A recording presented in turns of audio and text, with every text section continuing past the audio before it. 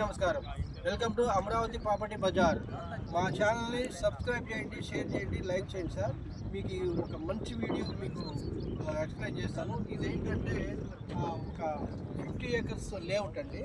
ఇది మనకి AP capital అమరావతికి చాలా దగ్గర పక్కనే, అంటే క్యాపిటల్ రీజియన్లోనే ఉన్నటువంటి ఈ వెంచర్లో ఓపెన్ ప్లాట్స్ అంటే సిఆర్డీ అప్రూవ్డ్ ప్లాట్స్ మనం సేల్కి వచ్చినాయి. అంటే ఇది వచ్చేసి మొత్తం గేటెడ్ కమ్యూనిటీ. మనకి రాజధానిలోకి వెళ్ళడానికి ఓన్లీ 15 minutesలో మనం వెళ్ళొచ్చు. రాజధాని కోర్ క్యాపిటల్లో 15 minutesలో వెళ్తాము. ఎందుకంటే వెస్ట్ బైపాస్ ఎక్కితే మనకి ఓన్లీ 15 minutesే. కనుక మనకి ఈ ఏరియా ప్రైమ్ లొకేషన్ అని చెప్పడానికి మాత్రం ఇదొకటే. ఎందుకంటే మీ కాజా దగ్గర వెస్ట్ బైపాస్ పెద్ద ట్రంపెట్ రోడ్ ఒకటి వస్తుంది. అది దానివల్ల ఏమవుతుందంటే ట్రాఫిక్ అంతా మీకు ఇక్కడ నుంచే రాజధానిలోకి వెళ్ళడానికి డైవర్ట్ అవుతుంది. అప్పుడు మనకి రాజధానికి చాలా దగ్గరగా అనిపిస్తుంది. ఇంకోటి ఏంటంటే ఇదే కాజా రోడ్డు మన కాజా దగ్గర ఎక్కితే మళ్ళీ మనం ఎయిర్పోర్ట్ దగ్గర గన్నవరంలో దిగుతూ ఉంటే అక్కడికి మీకు ఎక్కడ ట్రాఫిక్లోకి వెళ్ళకుండా ఉండాలి అంటే ఈ రోడ్డే మంచి ఫెసిలిటీ. దానికి దగ్గరలో ఉన్నటువంటి ఈ వెంచర్లో మనం తక్కువ రేట్లో ఓపెన్ ప్లాట్స్ అమ్ముతున్నాము. సిఆర్డీ బ్యాంక్ లోన్తో అమ్ముతున్నాం అనమాట.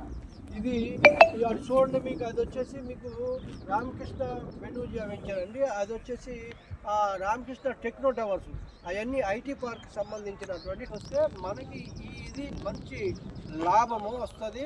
ఎందుకంటే చాలా దగ్గరగా ఉంది. జస్ట్ ఒక 500 metersలో టీసీఎస్ వాళ్ళది ఇక్కడే టెక్నో హబ్ కూడా ఇక్కడే చాలా దగ్గరగా ఉన్నటువంటి ఈ వెంచర్లో మీరు ఒక ప్లాట్ బుక్ చేసుకోండి.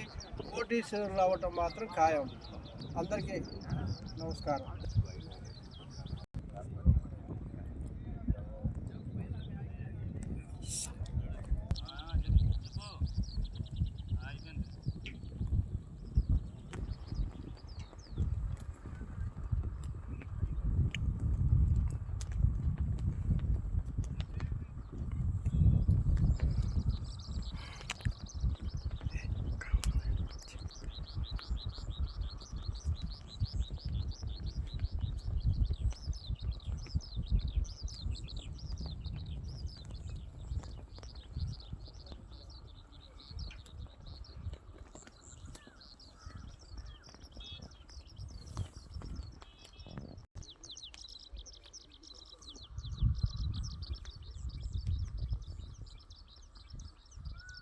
తీయండి.